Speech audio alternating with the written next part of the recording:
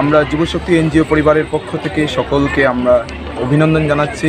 আজকে আমরা পৌষ পার্বণ মেলা করছি বিগত 3 বছর ধরে। এই পৌষ পার্বণ মেলা আমরা করে আসছি বদরপুরের বিভিন্ন জনস্বার্থে সেবা করার জন্য।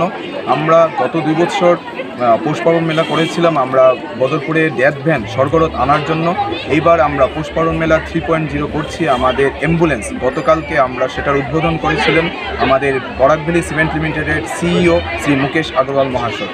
ওনার হাত ধরেই আমরা বদরপুরে নিয়ে এসেছি। আমাদের যুবশক্তির কাছে এখন পেয়ে যাবেন অ্যাম্বুলেন্স এবং স্বর্গরথ। আমাদের এই পৌষ পার্বণ মেলার করার উদ্দেশ্য হলো শুধু আনন্দ এবং নাচ গানের সীমাবদ্ধতা নেই, আমরা সমাজের কাজে লিপ্ত আছি। আমরা চেষ্টা করছি, অভিভাবক মণ্ডলীরা আমাদের সঙ্গে আছেন, সকলকে নিয়ে আমরা চেষ্টা করছি যাতে আমরা সমাজে আরও বিভিন্ন কাজে এগোতে পারি। সঙ্গে আমরা আপনাদের সহযোগিতা চাই।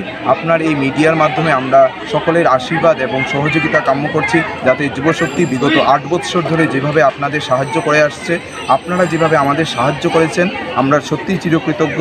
আগামী দিনেও আপনাদের সহযোগিতা চাই। বদরপুর যুবশক্তি সংস্থা প্রতি বছরের মতো এবারও পৌষ পার্বণ মেলার উদযাপন করেছে। গত 22শে ডিসেম্বর থেকে 25শে ডিসেম্বর পর্যন্ত সাংস্কৃতিক অনুষ্ঠানের আয়োজন করা হয়েছে। অনুষ্ঠানটি সুন্দরভাবে পরিচালনা করেছেন সুদীপ চক্রবর্তী। এটা ছিল সংস্থার তৃতীয়তম উৎসব। সংস্থার অভিভাবক হলেন শুভদীপ লোধ। এই অনুষ্ঠানের সভাপতি ছিলেন অসীম রঞ্জন মোদক, সাধারণ সম্পাদক পলপল কুমার বড়ুয়া এবং জয়ন্ত দে। কর্মরত সভাপতি ছিলেন রাজদীপ লোধ। এছাড়াও উপস্থিত ছিলেন অন্যান্য সদস্যবৃন্দ।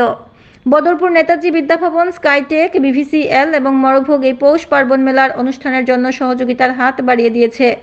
যুবশক্তি সংস্থার এই পৌষ পার্বণ মেলার আসল উদ্দেশ্য হল বদরপুরের মানুষের নিঃস্বার্থভাবে সেবা করে তাদের পাশে থাকা।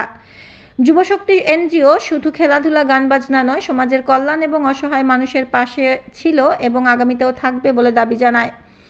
প্রথম বছর স্বর্গরথ, এবছর সঞ্জীবনী অ্যাম্বুলেন্স উদ্বোধন করেন।